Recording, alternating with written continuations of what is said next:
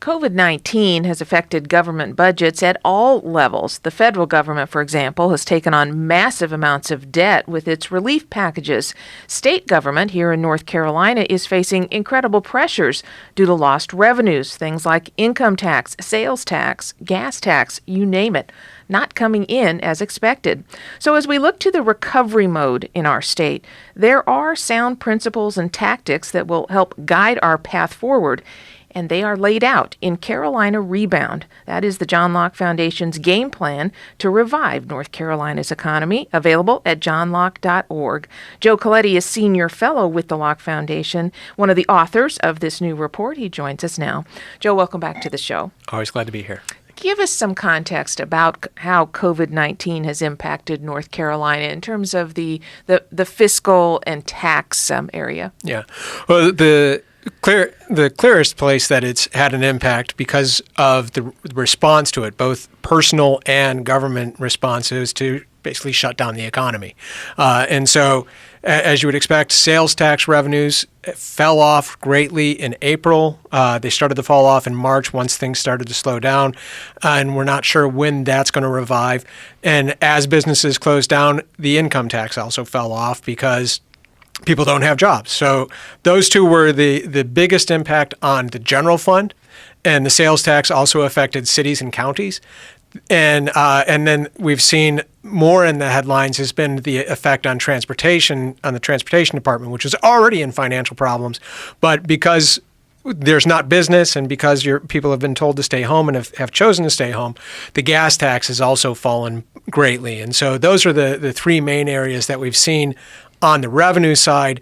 And we've seen some additional spending because schools have had to transition to online learning, and we've had more people using Medicaid, and the unemployment situation means that we have more money coming out of the unemployment fund than we otherwise would. So all of those are some of the impacts that were first line impacts on North Carolina itself, and then you have the later impacts, which is the federal response through the CARES Act and through some other assistance that the federal government has provided financially to the state and to cities and counties. So it is an incredible situation, Joe, and every state is facing its challenges.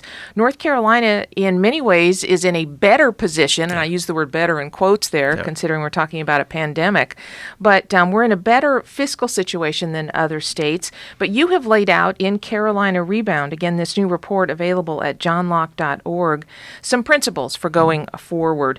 The tendency by some in a situation like this is to say government must, quote, do something, and that typically means spend more money. That is not your guidance. No, given that the situation that North Carolina faces is we outline all the revenue that has fallen off. And so the first way to deal with a problem like that is stop digging, right? We're in a hole. So the governor's response actually was slower than I would have hoped and would have anticipated, but to freeze hiring and to freeze salaries and to freeze other spending was a good first step. You just don't spend more money than you have to because there's enough money that you're probably going to have to spend in response. So first thing is don't spend new money. And then the other thing is don't raise taxes because this is even though it's a revenue shortfall that we're experiencing, it's the revenue shortfall is because people aren't earning money and can't spend money. And so why would you raise taxes on people who are already in a bad position? And so those are the first two grounding principles is don't raise taxes and don't spend new money, and look for ways, and following on that is look for ways to cut spending outside of the places that are essential for dealing with the response. What about that, Joe? I mean, let's say that policymakers say, okay, we think that Joe Coletti and the Locke Foundation are correct on that. So if we can't raise taxes and try to get ourselves some more revenue, where should they start looking then to start trimming that budget? Yeah, the place to look is one thing is that we're putting together is looking at what has been added in the last few years of recurring spending. So let's take a look at the programs that are recent additions to the budget, because if North Carolina had been able to function for over 200 years without that program, Not sure how essential that is. And some of those are good spending. They have positive impacts, but let's take a look at those new programs that have been added in, say, the last 10 years. Because we're now in a different context, right. So priorities change. Yeah. Things that made sense even a year ago might not make sense anymore. Fortunately, again, one of those fortunate in quotes things is that the budget that the legislature passed last year was vetoed by the governor, and so that freed up some money to be able to cover over some holes to get through this year. We have a savings reserve that's $1 billion, over $1 billion, and so that will help with next year. And so the finances may be okay to be able to get through some of these things, but on the cut side, but some of that unspent money is programs that were not implemented, and so before going ahead with some of those planned spending increases, the other thing that the legislature needs to take a look at is all those things that we were going to spend money on, that the Senate has said we're not going to even try to pass the budget that the House overrode the governor's veto on. But what are those things that we really just should say, no, we're not going to go forward with that, even though we thought, as we were 2 weeks before all of this started, that was a great idea. So what are those things that you can start cutting back on? And capital is a clear one, but there are some operating expenses that can probably be foregone. Joe, in Carolina Rebound, you also take a look at the pressures on local government, and you have some advice for cities and counties.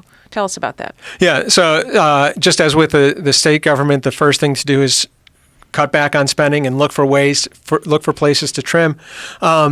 But at the state level, we also said let's get a constitutional amendment to reduce future spending, to keep future spending low and keep future taxes low, so that we don't end up in a similar situation when the next recession or pandemic or whatever else hits.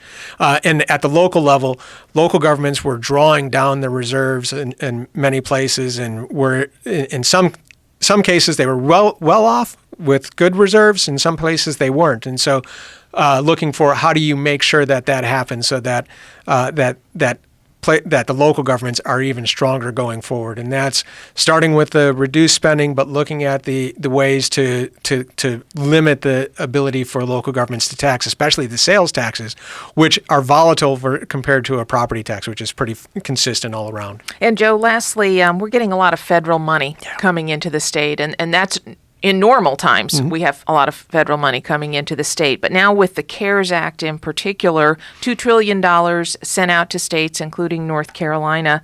And that's a lot of decisions to make. Okay. We know that they need flexibility on that. And the Locke Foundation has been at the forefront of sounding the alarm, saying, look, a lot of this money, right now, as the law is written, as the CARES Act is written, it has to be spent on new spending. Right. And you've written a lot about this.